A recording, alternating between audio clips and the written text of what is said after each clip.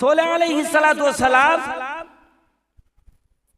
তার এই সম্প্রদায়ের মধ্যে একজন লোক এত দুষ্ট আছিল যে তার দুষ্টামিতে পুরা এলাকার মানুষ অতিষ্ঠ।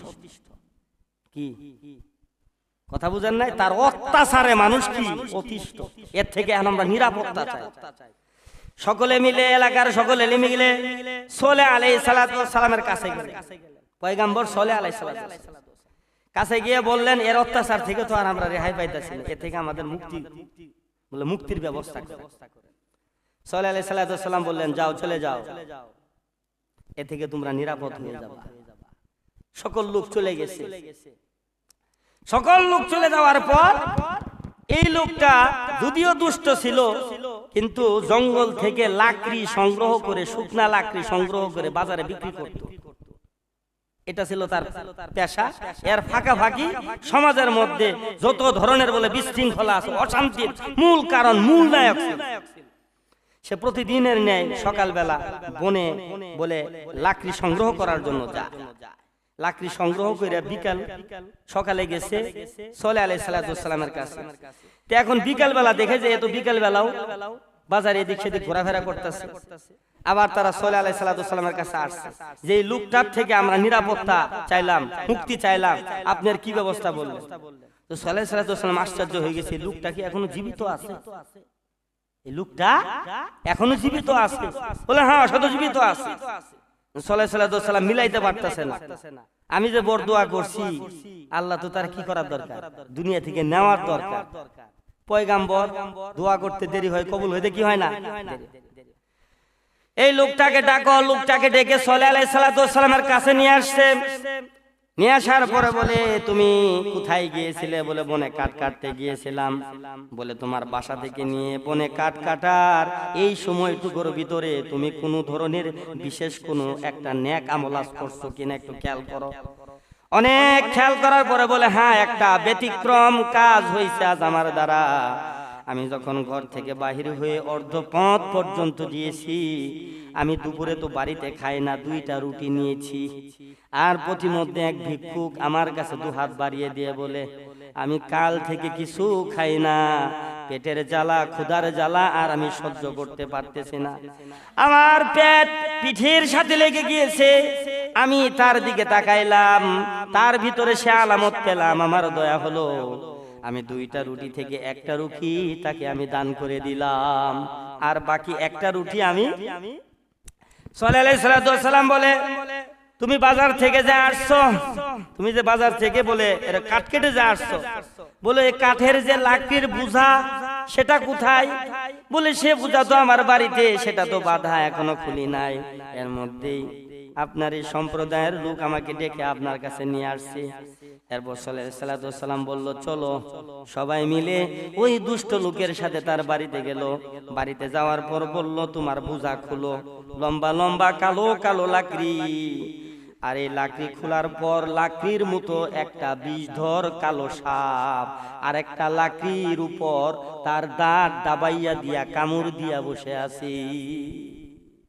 এখন সোলেহ আলাইহিস সালাতু ওয়াস সালাম বলে, আমি তোমার জন্য আল্লাহর দরবারে বদদোয়া করছিলাম, আল্লাহ দোয়াটা কবুল করছে, এবং এই সাপের দংশনে তুমি মারা যাইতা, এই সাপের সুবলে তুমি কি যাইতা, মারা যাইতা।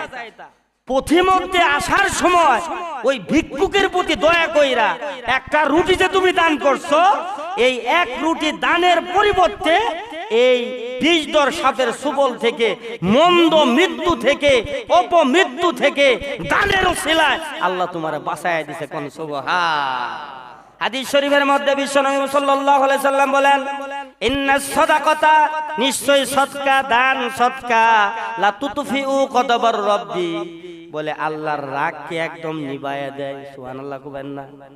আমি যে কত নাফরমানি করি, আল্লাহর কত বিধান আমি পরিত্যাগ করি, আল্লাহ কি আমার প্রতি রাগান্বিত না খুশি বলেন তো? নিজেরই প্রশ্ন করেন। আমার নাফরমানিতে বিন্দু পরিমাণও আল্লাহ আমার প্রতি খুশি না, আমার প্রতি বেজার। তবে হ্যাঁ, আমি এই অবস্থাতে যদি দান করি, আর আল্লাহ দানবীর বান্দার উপরে বেশিক্ষণ রেগে থাকতে পারে না। সুবহানাল্লাহ। দান করা মানে দানের খাতায় দানবীর মানে আপনি দানবীর হইছেন, এই দানবীর হওয়ার কারণে বান্দার প্রতি আল্লাহর যতই রাগ থাকুক আল্লাহর রাগ একদম ঠান্ডা হয়ে যায়। কোন সুবহান। ইন্নাস সাদাকাতা লা তুতফিউ গযবার রাব্বি, এরপর ওয়া তাদফাউ মিতাতাসসু। দান করার 2 নম্বর ফজিলত, 1 নাম্বার আল্লাহর রাগ ঠান্ডা হয়ে যায়, দানবীর ব্যক্তি আল্লাহর নিকটে চলে যায়, আল্লাহর প্রিয় হয়ে যায়। 2 নাম্বার ওয়া তাদফাউ মিতাতাসসু, 2 নাম্বার ওয়া তাদফাউ দূর করে দেয়, দূরীভূত হয়, মিতাতাসসু মন্দ মৃত্যু, আল্লাহ মন্দ মৃত্যু থেকে তাকে বিরত রাখে। কোন সুবহানাল্লাহ। ওই যে 2টা রুটি, 1টা রুটি দান করার হলে এই সাপের ছোবলে তার প্রাণ চলে যাইতো, সাপের দংশনে তার প্রাণ চলে যাইতো, কিন্তু দানের ওসিলায় এই মন্দ মৃত্যু বিষ দর কি সাপে কামড় দিলে মৃত্যুটা কি, এটা কি আর মন্দ মৃত্যু না? রাস্তায় চলতেছেন, পিছন থেকে ট্রাক আপনার উপরে তুলে দিছে, এটা কি ভালো মৃত্যু না মন্দ মৃত্যু বলে? তাহলে আমরা যদি দানবীর হই, আমরা যদি দানশীল হই, দানের হাত যদি আমার এরকম ভাবে যে আপনার সম্প্রসার থাকে, যদি চালু থাকে আপনার এবিলিটি অনুযায়ী, আমি রাস্তায় যখনই চলি কোন ভিক্ষুক যখন আমার কাছে হাত বাড়ায় আমি তাকে কখনোই খালি দেওয়ার চেষ্টা বলে খালি ফিরিয়ে দেওয়ার চেষ্টা করি। কারণ বাজারে এতগুলা মানুষ, সব মানুষের কাছে হাত পাতে নাই, পাচ্ছে না কি বলেন? আল্লাহ এতগুলা বাজারের মধ্যে আমারে চয়েস করছে, আমারে পছন্দ করছে, আমি সেই আনন্দে 5 টাকা বাড়ি 2 টাকা বাড়ি, টাকা না থাকলেও মাথায় হাত বুলাইয়া বলি, আরে টাকা চাইছস, পকেটে তো টাকা নাই, মানিব্যাগ তো বাসায় ফালাই আসছি, আরেকদিন দেখা হইলে দিব। এতেও টাকা দিলেন না, ভালো ব্যবহার করার কারণেও তার মনের থেকে একটা দোয়া আপনি পাবেন। দূরে কোন ঠিক না বে ঠিক? আর আমরা কিছু টাকাওয়ালা আছি, টাকার গরমে খায় নিয়ে কাম না, এমনি এমনি খালি চেতবো, এমনি এমনি খালি জ্বলবো, আছে না? এটা আসলে কিসের? ওই যে টাকা, টাকার ছোঁয়া।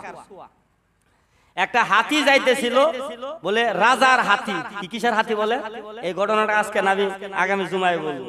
রাজা হাতির উপরে চড়ে যাইতেছে, হাতির পা কত বড় বড়।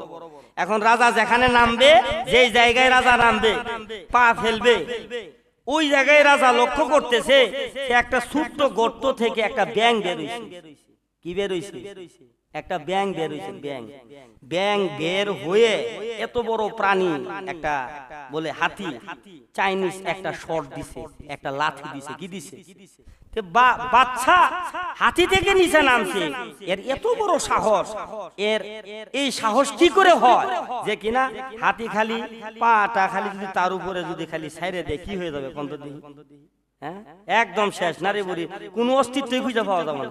সেই ব্যাঙ বাচ্চায় দেখলো, সেই ব্যাঙ গর্ত থেকে বের হয়ে কি চাইনিজ মার বুঝেন নাই, পা লম্বা করে মারছে একটা হাতিরে, একটা লাথি দিছে। বাচ্চার কাছে একটা কৌতূহল জাগছে যে এত ছোট প্রাণী, তার কি করে সাহস হয় এত বড় প্রাণীর গায়ে আঘাত করা? সেনাপতিকে ডেকে বলতেছে, এর কারণ কি, এর রহস্য কি? তুমি যদি কালকে সকালের মধ্যে রহস্য উদ্ঘাটন করতে না পারো, তাহলে তোমার শরীরে তোমার বডি থাকবো, তোমার গর্দান থাকবে। ওর মাথায় দিছে আরেক চিন্তা ঢুকে, বাচ্চা আমার উপরে কি চাপায় দিল। আল্লাহ যদি বাঁচায়, এখান থেকে একটা শিক্ষণীয় আছে আগামী জুমায়। আমি যে কথাটা বলতেছিলাম এই ঘটনাটা মনে করাই দিবেন যদিও ভুলে যায়, ঠিক আছে? তো যে কথাটা বলতেছিলাম, দান, এই দানের দ্বারা আল্লাহর রাগ নিভে যায় এবং দানের দ্বারা মন্দ মৃত্যু হবে না, ভালো মৃত্যু হবে। কন্যা সুবহানাল্লাহ। সাল্লাল্লাহু আলাইহি সাল্লামের ঘটনা থেকে আমরা সেটা জানতে পারলাম। এখনো দেখেন এই যে পিছনের যে অবস্থাটা, এই জায়গায় সবকিছু ঠিক আছে, মাত্র 24,000 টাকার কথা বলছিলাম। এর মধ্যেও রাস্তায় নাকি 2-1 জন এরকম বলে ফেলছিল, হ্যাঁ 2000 1000 যারা যারা এরকম বলছিল। সাধ্য অনুযায়ী এই মসজিদ আপনাদের, এই মসজিদের আহাল হলেন আপনার, কথা বুঝতে পারছেন? আর মসজিদটা যদি একবার স্বয়ং সম্পূর্ণ হয়ে যায়, দ্বিতীয়বার কিন্তু আর এই দান করতে চাইলেও তখন আর সুযোগ নাই। যেমন মসজিদের যখন ফাউন্ডেশনের বলে কথা ছিল, তখন অনেকের কাছে টাকা চাইছে, কেউ দিছে কেউ দেয় নাই, আছে না নাই? আছে না নাই? কিন্তু ফাউন্ডেশনে কি কাজ হয় নাই? হয়ে গেছে। হয়তো বা আমার দেওয়ার এবিলিটি ছিল, আমি দেই নাই গাফলতি, কিন্তু এই কাজ দিনের কাজ, আল্লাহর কাজ। মান বানা লিল্লাহি মসজিদা, হাদিস শরীফের মধ্যে নবীজি বলে যে মসজিদের নির্মাণ কাজের জন্য, যে আল্লাহর ঘর বাইতুল্লাহ মানে মসজিদ বানায়, মসজিদের নির্মাণ কাজে যে সহযোগিতা করে, তার জন্য বানাল্লাহু বাইতান ফিল জান্নাহ, আল্লাহ পাক তার জন্য জান্নাতে একটা বালাখানা নির্মাণ করবে। কোন সুবহান। দুনিয়াতে তুমি আমার ঘর এই নির্মাণের কাজে সহযোগী হইছ, আমি জান্নাত তোমার জন্য জান্নাতের বালাখানা। জান্নাতের বালাখানার দাম কত জানেন? আল্লাহ বাঁচাইলে জান্নাতের জায়গার দাম কত জানেন? 1% জায়গা। 1% কে একটা চাবুক রাখলে চাবুকের নিচে যে পরিমাণ জায়গা, এই পরিমাণ জায়গা তাম পৃথিবীতে যত জায়গা আছে বিক্রি করে দিলেও জান্নাতের চাবুক রাখার নিচের জায়গার মূল্য পরিশোধ করতে পারবে না। কন্যা সুবহান। দুনিয়ার জমিনের জন্য এত মারামারি, এত খিলাখিলি, জান্নাতের বাড়ির জন্য কি ফিকির করতাছ? ফিকির করার স্থান হইল দুনিয়া, নট কবর, নট হাসর, নট পুলসিরাত।